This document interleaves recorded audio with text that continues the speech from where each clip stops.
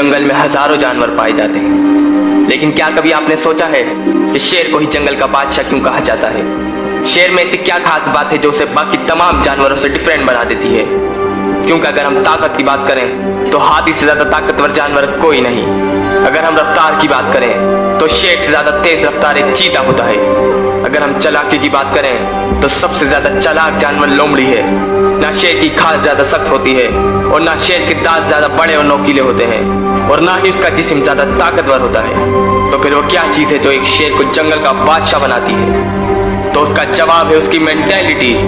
शेर अपनी जिस्मानी ताकत की बिना पर बादशाह नहीं कहलाता, बल्कि उसकी सोच, उसका एटीट्यूड उसको जंगल का राजा बना देता है। पर कैसे? आज मैं आपके साथ शेर की 4 आदतें शेयर करूंगा, जिनको सुनकर आप जान जाएंगे कि शेर की सोच उसको कैसे राजा बना देती है। और अगर ये 4 आदतें हम अपनी लाइफ में इंप्लीमेंट कर लें तो हम भी एक शेर की तरह राज कर सकते हैं। सबसे पहली आदत, एक शेर का विजन, उसके सोचने का तरीका। जब एक शेर हाथी को देखता है तो वो ये नहीं सोचता कि ये इतना ताकतवर है, इतना बड़ा है, बल्कि वो ये सोचता है कि मुझे इसका शिकार करना है, मुझे अपना पेट भरना है, और फिर वो शिकार करके ही दम लेता है। ये है उसकी सोच, ये है शेर की मेंटालिटी।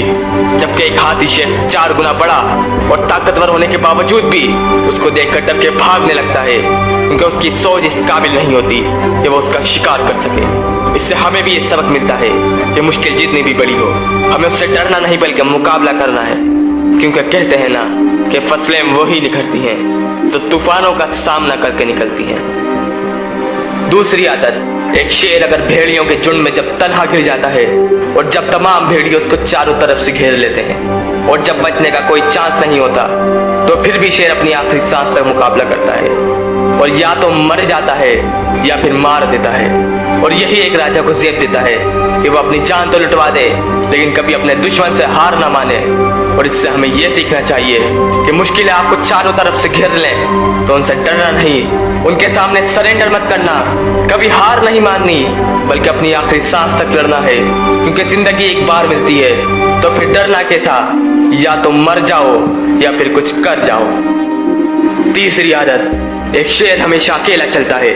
वो कभी भी किसी दूसरे जानवर के साथ नहीं चलता, क्योंकि वो जानता है कि वो यहाँ का राजा है। और इससे हमें भी ये सबक सीखना चाहिए कि कभी भी अपने से छोटी सोच वालों के साथ मत रहें, क्योंकि आप वो कर सकते हैं जो कोई नहीं कर सकता।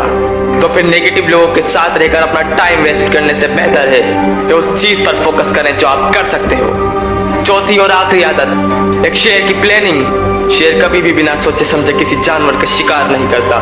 वो जब भी शिकार करता है तो पूरी तैयारी से करता है।